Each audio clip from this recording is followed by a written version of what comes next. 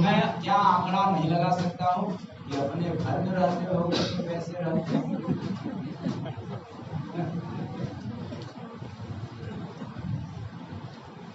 इसलिए आज से आने का परिचय देना ताकि हम विश्वस्त हो जाएं, अस्वस्थ हो जाएं कि अब आप अपने घर में भी रहते होगे तो साधु बनकर के रहते होगे और जो आपत विपत आए फिर उसको मैं देखूं संभालूं, लेकिन वहां यहाँ भी सवादू और घर जाते भी सवादू। तो शाम सुबह मैं धोनी रमाऊं लेके गुरु का नाम, लो रे बंदे जीव का पहला काम, लो रे बंदे जीव का पहला काम। ये सबसे पहला और मुख्य काम है।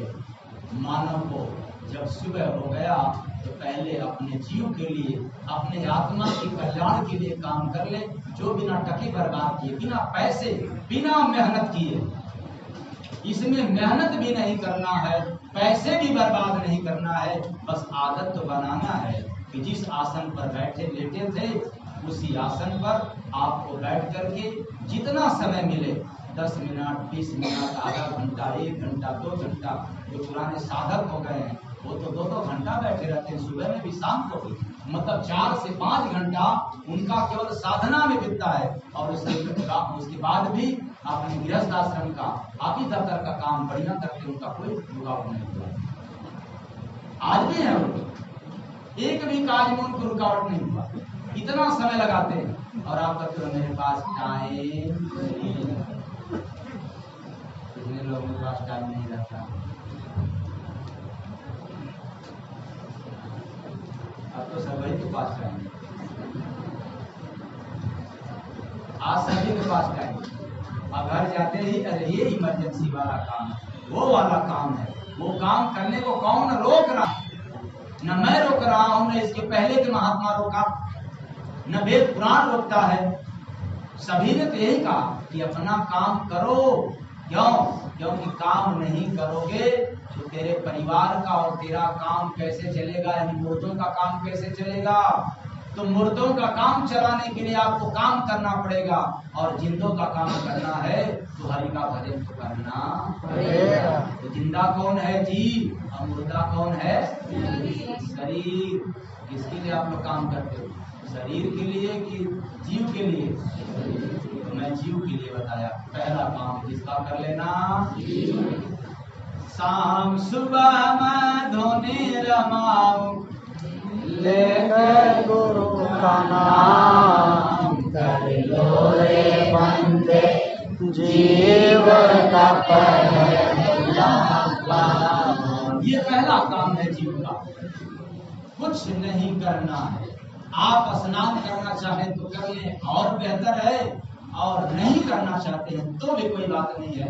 जिस बिस्तर पर आप लेटे थे उसी आसन पे बैठ करके पहले हरि का नाम, गुरु का नाम, पहले भजन कर लो, उसके बाद फिर अपने पेट के लिए या परिवार के लिए काम करना चालू कर लो। इसमें कोई घाटा नहीं है।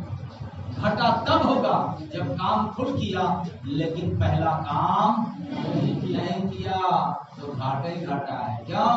न जाने कितने लोग काम करते करते चले गए लेकिन फायदा हुआ नहीं। और हम लोग भी चले जाएंगे उसी तरह।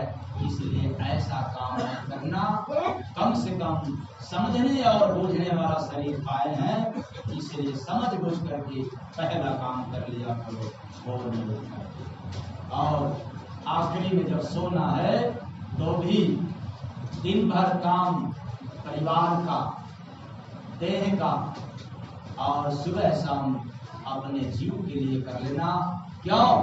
इस संसार में आज तक हर आदमी एक दूसरे शरीर के लिए काम कर सकता है, लेकिन एक दूसरे जीव के लिए रत्ती मात्र भी नहीं कर सकता। बोलिए सतगुरु भगवान की जय। इस लाइन को फिर से याद कर लेना।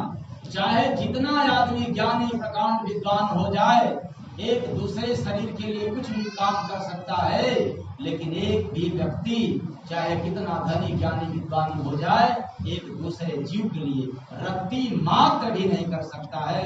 अगर कोई कर सकता है संसार में तो दो लोग कर सकते हैं, पहला गुरु और दूसरा चेला।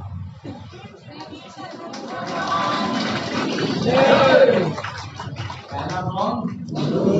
दूसरा कौन? चेला। न गुरु है न चेला तो जीव का काम होने वाला नहीं। तो शाम सुबह मैं धुनी रमाऊं लेके गुरु का नाम, कर लो रे बंदे जीव का पहला काम, कर लो रे बंदे जीव का पहला काम। इसलिए बड़े सौभाग्यशाली वह व्यक्ति होता है जिसके जीवन में संत महात्मा मिल जाए, और परम सौभाग्य उसके जीवन में तब होता है जब महात्मा के मिलने के बाद भी आपको भक्ति मिल जाए, मतलब नाम दान मिल जाए। क्यों? एक बार नाम का बीज अगर सत्संगी को मिल जाता है तो वह एक न एक दिन अवश्य अंकुरित होता है।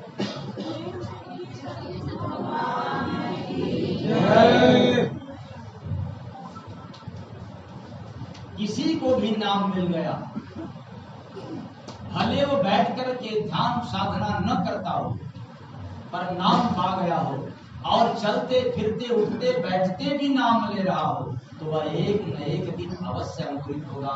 वैसे जैसे खेत में किसी का भी बीज, चाहे जौ गेहूं या किसी का भी मान लिया जाए, बीज पड़ गया तो एक न एक दिन वह अंकुरित होगा। वैसे ही नाम बीज है। इस मानव जीवन रूपी खेत में पड़ गया तो मानव के जीवन रूपी खेत में एक न एक दिन अवश्य अंकुरित होगा। इसलिए अचेतन प्राणियों बड़ा सरल काम है, सहज काम है, इसमें कोई कठिनता नहीं। बस यही है कि हमें रमना पड़ेगा, मतलब लगना पड़ेगा, अभ्यास में करना पड़ेगा कि नहीं आज से जरूर सुबह शाम, बिल्कुल नहीं टाइम है तो हम 5 ही मिनट करेंगे, करके फिर जाएंगे। कोई इमरजेंसी काम है उसको कर लेंगे और फिर भी बचा है समय उसमें हम कर लेंगे। इस तरह का आदत जो साधक बना लेता है, वास्तव में वह इस संसार में एक न एक दिन या तो पक्का भक्त बनता है या तो निश्चित है कि वो भक्ति में पारंगत होकर के भवसागर से मुक्त हो। अब कोई खुरपा दिमाग वाला कहे कि भवसागर कहाँ है, उसमें पानी होता है क्या? हाँ, पानी होता है, भवसागर भी है, पानी भी है उसमें, तभी तो डूब मरते हैं लोग। वेद का इतना गलत थोड़ा लिख सकता है, सारे संत महात्मा इतना गलत नहीं कर सकते हैं कि भवसागर में डूब, संसार में डूब। संसार में पानी है। अब आपको दिख नहीं रहा, किस कारण से? क्योंकि आप लोभी हो। लोग छोड़ो, धन मत छोड़ो, धन रहे तेरे पास, जितना तेरे पास धन है उसको बचाओ और सत्संग सुनो, देखो आपको दिख जाएगा कि नहीं। हाँ, जितना हमारा 99 है तो सोचोगे कि नहीं हम जा रहे हैं धर्म में तो 100 भी हो जाए, तो फिर 100 हो गया तो 101 नहीं दिखेगा तुम्हें। क्यों? जिस राष्ट्र के पास आंख रहते हुए भी क्या हो गया था? अंधा। किसके कारण? पुत्र मोह के कारण। सिर्फ मोह नहीं, पुत्र मोह के कारण। उसी तरह से आपको लोभ से मोह हो जाए, अपने अभिमान से मोह हो जाए, लगाव हो जाए। मोह मतलब क्या? लगाव, गहरा लगाव। मोह कोई हवा नहीं है, हम मोह को समझ नहीं पाते हैं क्या? गहरा लगाव। आप जहां भी है अपने सम्मान के प्रति गहरा लगाव लगा दिए हैं कि हम जहां हैं हमें सम्मान मिलना चाहिए, तो सम्मान से आपका गहरा लगाव है, आपको कतई लाभ नहीं मिलेगा। यही मोह है, यही मानव को खाया जा रहा है, इसी के बस में मानव बधा हुआ है, अधीन है, इसलिए कुछ नहीं कर पा रहा। तो आपको संसार में जल है लेकिन मिलता नहीं, और दिखता भी है तब जब आप डूबने लगते हैं, तो फिर क्या करोगे? तो जब डूबने लगोगे और देख भी रहे हो, क्या करोगे उस समय? मान लिया जाए हाथ उठाओ कि भाई बचाओ बचाओ, कौन जाएगा बचाने के लिए? हरि भजन लिए तन है पाया, कीमत समझो भाई, फिर पछता कर करोगे क्या जब हंसा उड़कर जाए? क्या करोगे भाई? हाँ तो देख लिया पानी तो है लेकिन डूब रहा हूं, आओ भाई बचा लो, उसकी भी गति वही है, जाएगा तो डूब जाएगा। से बचे तो इसलिए आपको नहीं जाएगा बचाने।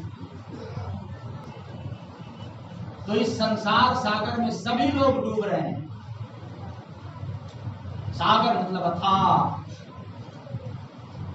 यही तो है। सभी के पास जो पाप की गठरी है, कर्मों की गठरी है, वो अथाह है। चलो पूर्व जन्म की गठरी को आप न लग पाओ, कोई बात नहीं, मत समझो उसको, लेकिन जो भी आप लोगों के पास दुख सुख है वह अथाह है। क्यों?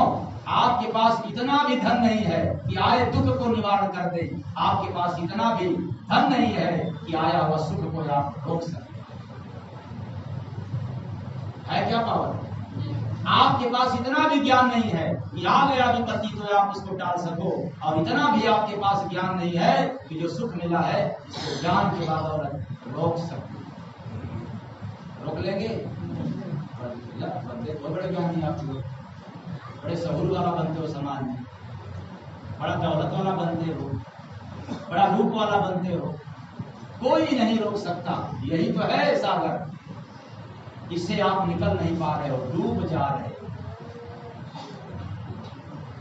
और इसी डूबने से बचाने वाला अगर कोई है धरती पर, वो कौन है भाई? इसलिए धीरे धीरे करो तैयारी। धीरे धीरे मतलब रोज सुबह शाम गुरु का नाम, प्रभु का नाम लिया करो, धीरे धीरे रोज थोड़ा थोड़ा चलने के लिए। जब हम चलेंगे तो जो रोज तैयारी कर रहा हूँ वो हमारे साथ, यानी हमारा साथ देगा, काम देगा।